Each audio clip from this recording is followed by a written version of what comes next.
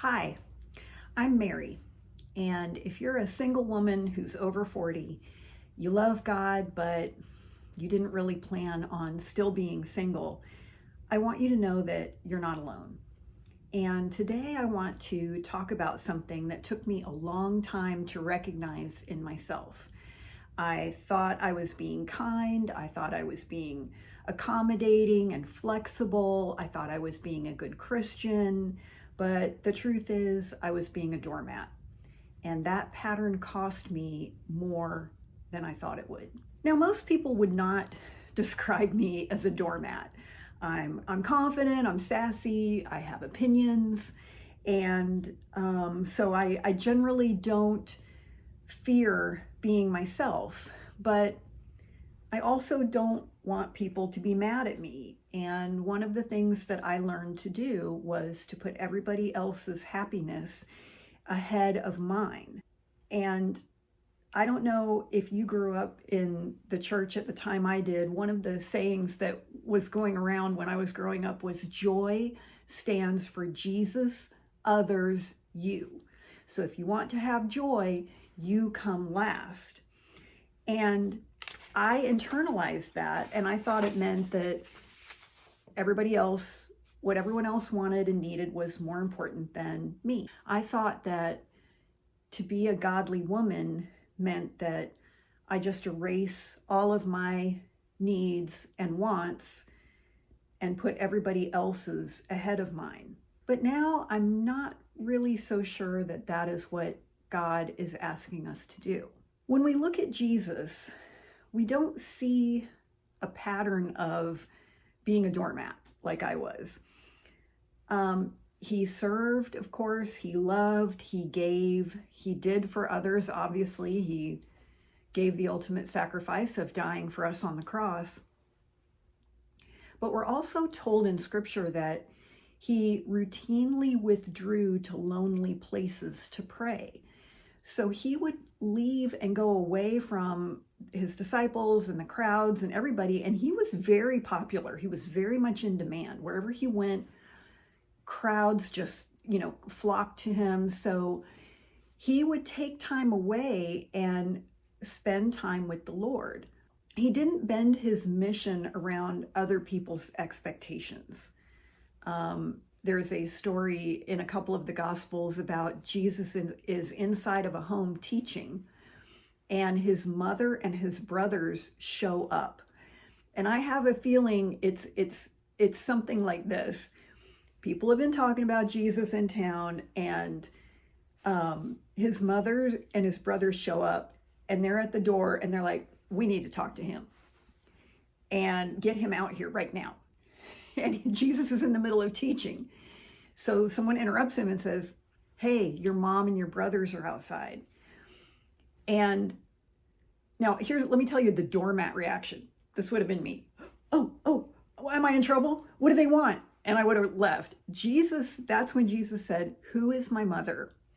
Who are my brothers? Those who do the will of my Father in heaven.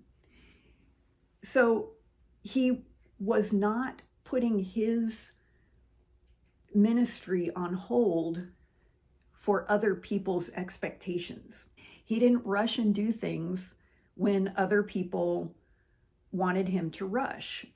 For example, when Lazarus died, and Lazarus and his sisters, Mary and Martha, they were all very good friends with Jesus. Now, Lazarus died, and it says that in Scripture that Jesus lingered for a couple extra days. When Jesus finally arrived at Mary and Martha's house, both of the sisters said, if you would have been here sooner, our brother would not have died. And I find it interesting that Jesus didn't give an explanation. He didn't apologize. He spoke the truth, and then he took the next action that he needed to take. He was loving, but he was never a doormat. As Christian women, we're not called to erase ourselves. We're called to follow the lead of Jesus. So let me give you a great example of my doormat days. I was dating a man and he was an avid deer hunter. I live in the South, that's a thing. And we had a dinner date scheduled for 6:30 one night. And at 6 o'clock, he texted me and he's like, oh, I need to move it to 7 because I'm in the deer stand. I'm like, okay. And then it was 7:30 and he's like, I'm on the way. And then 8:30, he finally showed up. Now, our original date was for 6:30. He said, can we move it to 7? And I said, sure. 7:30, he's like, I'm on the way, still haven't seen him. 8:30, so 2 hours later than our original date. And I don't like to eat late, okay? I like to eat early. I'm not a fan of dinner at 8:30, 9, 10 o'clock at night. When he showed up at the door, did I say anything? Did I set a boundary? No. I asked him if he had fun. Now, a few months later, he broke up with me. And it really hurt my feelings. And what he said was that I wasn't the woman that he thought I was. And honestly, he was right. I had disappeared. And I was complaining to my friends about what he had said, and they said, you know what, he's right, and we've watched you do it. Because every time you're dating somebody, you go from sassy, confident, opinionated Mary, and you turn into like this woman we've never seen before who's like, whatever you think, whatever you want to do, okay, sure. And she's like, my friends were like, we don't even recognize you. I became this like Stepford wife type of girlfriend. And that's boring. And I wasn't being honest because I wasn't being truthful about who I was and what I thought. Now, this is where that grief is for a lot of us in our singleness. Not just grief about being single, but grief over losing ourselves in the process of trying to be loved. And maybe you feel grief because you're like, you're always the strong one, or you're always the one who gives, or you're always the one who accommodates or compromises, or you don't want to be needy. You don't want to be too needy. So you don't, it's like you're trying to be the right person.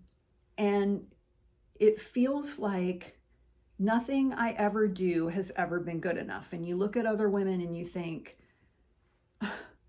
she's really mean to her man and he loves her, or whatever. You're looking at other women thinking, how come they've got it right but I don't?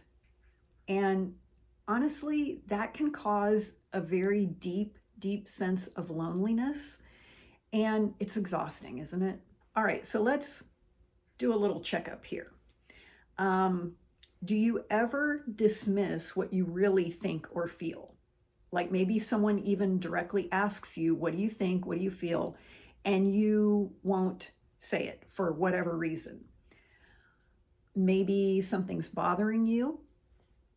You just stay quiet. You want to keep the peace and you don't want to be difficult. Maybe you don't want to upset somebody else. You're upset. Maybe you're upset about something the other person did, but you don't want them to be upset.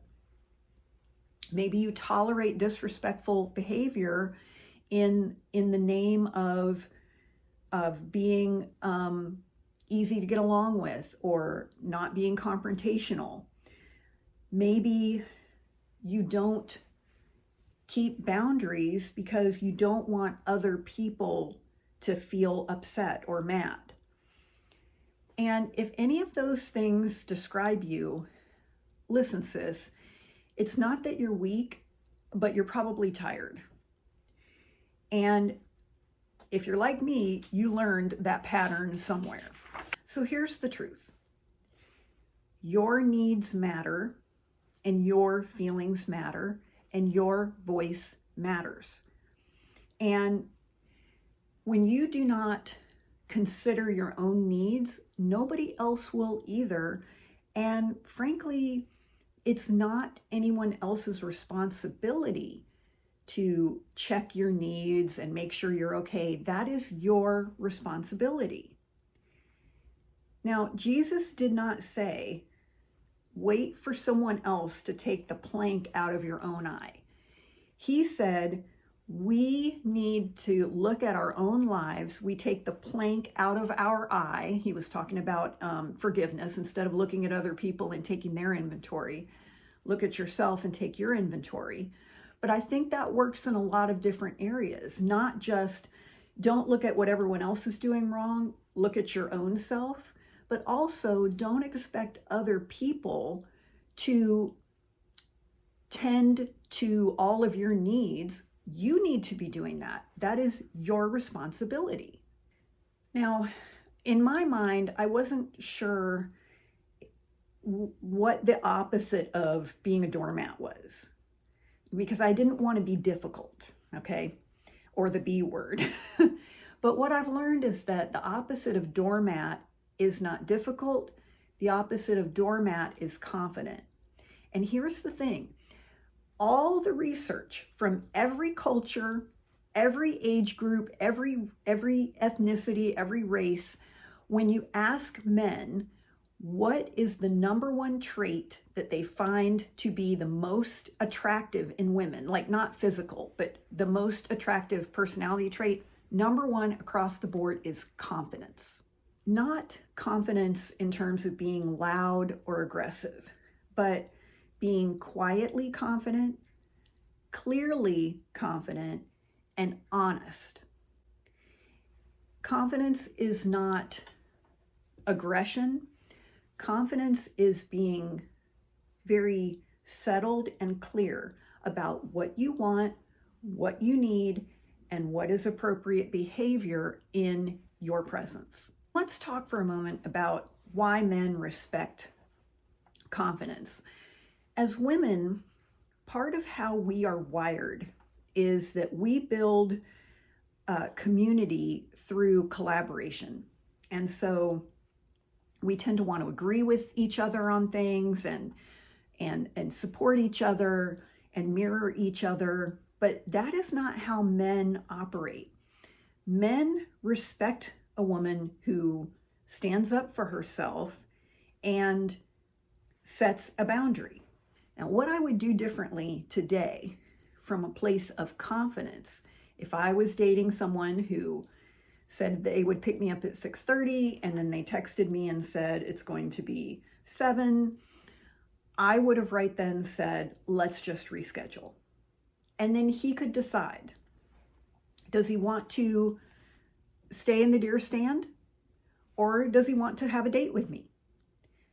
By the way, if he had had tickets to an NFL game and the kickoff was at 6:30, he would have been out of that deer stand and in the stadium at 6:30. I think we all know that.